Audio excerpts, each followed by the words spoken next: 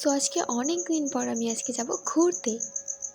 তো কোথাও ঘুরতে গেলে সবচেয়ে দরকারি জিনিস যেটা আগে করতে হয় সেটা হলো রেডি হওয়া। তো আমি রেডি হওয়া শুরুও করে দিয়েছি। তো এই ড্রেসটা আমি মিশো থেকে নিয়েছিলাম।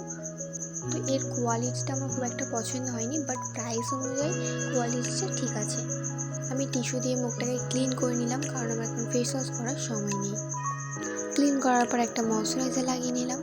এটা খুব বেসিক একটা ময়শ্চারাইজার যেটা আমি রেগুলারই ইউজ করে থাকি। ময়শ্চারাইজারের পর আমি পন্সের বেবি ক্রিম লাগিয়ে নিচ্ছি। এটা আমার খুব পছন্দের একটা প্রোডাক্ট, আমি অনেক দিন ধরে ইউজ করছি এটাকে, খুব ভালো রেজাল্ট পেয়েছি। ফাউন্ডেশনের থেকে আমি এটাই ইউজ করে থাকি বেশি। আমার কাছে ব্লেন্ডার দিয়ে ব্লেন্ড করার মতন সময় ছিল না, তাই আমি হাত দিয়েই কাজ চালিয়ে নিচ্ছি। ফেস পাউডার দিয়ে ফাউন্ডেশনটা সেট করে নিচ্ছি। তো আমি ফেস পাউডার ব্রাশ দিয়ে ইউজ করে থাকি, এটা আমার খুব ইজি মনে হয়। এই একটা কাজই আমার দ্বারা হয় না, তাও আমি প্রত্যেকবার ট্রাই করি। আইব্রো ড্র করতে গেলে আমার এত প্রবলেম হয়, একটা মোটা একটা সরু হয়েই যায়। তাও আমি ঝাউ করে ঠিকঠাক করে নিয়েছি। আইলাইনার লাগানোর মতো আমার আইলাইনার শুকানোর মতো সময় ছিল না, তো আমি কাজল দিয়েই কাজ চালিয়ে নিচ্ছি।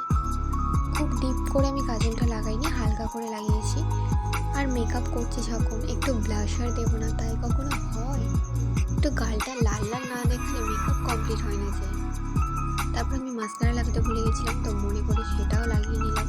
অন্যান্য কাজ ভুলে যেতে পারি, বাট এই কাজটা আমি খুব একটা ভুলি না। তো ঝটপট মাস্কারাটা লাগিয়ে নিচ্ছি।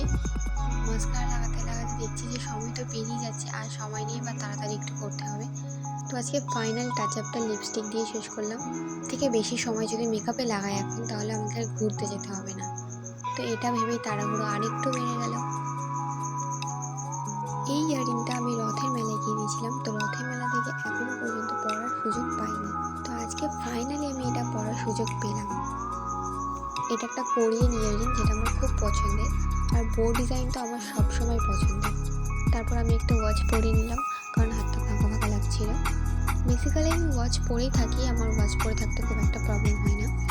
তো কোথাও গেলে আমার সবচেয়ে প্রবলেম যেটা হয়, আমি হেয়ার স্টাইল কী করবো। তো যাই হোক, এটা নিয়ে এখন ভাবনা চিন্তা করলে আরও দেরি হয়ে যাবে। তো চুলটাকে খোলাই রেখে দিলাম, একটা ক্রাঞ্চি নিয়ে নিলাম, সেটা হাতে পরে নিলাম, যদি প্রবলেম হয় তো চুলটাকে বেঁধে নেব। তারপর দেখলাম গলাটা ফাঁকা ফাঁকা লাগছে, তো ভাবলাম গলাতে একটা কিছু পরা যাক। এই বাটারফ্লাই চেনটা আমি মিশো থেকে নিয়েছি 2 দিন আগে, তো ওটা পরে রেডি হয়ে নিলাম। এটা হচ্ছে আমার ফাইনাল লুক আজকে। সো আমাকে কেমন লাগছে কমেন্টে জানিও কিন্তু। সো আমি কোথায় যাচ্ছি, কার সাথে যাচ্ছি, তো এটা আমি নেক্সট ভিডিওতে তোমাদেরকে জানিয়ে দেবো। সো আজকে ভিডিওটা এই পর্যন্ত, টাটা।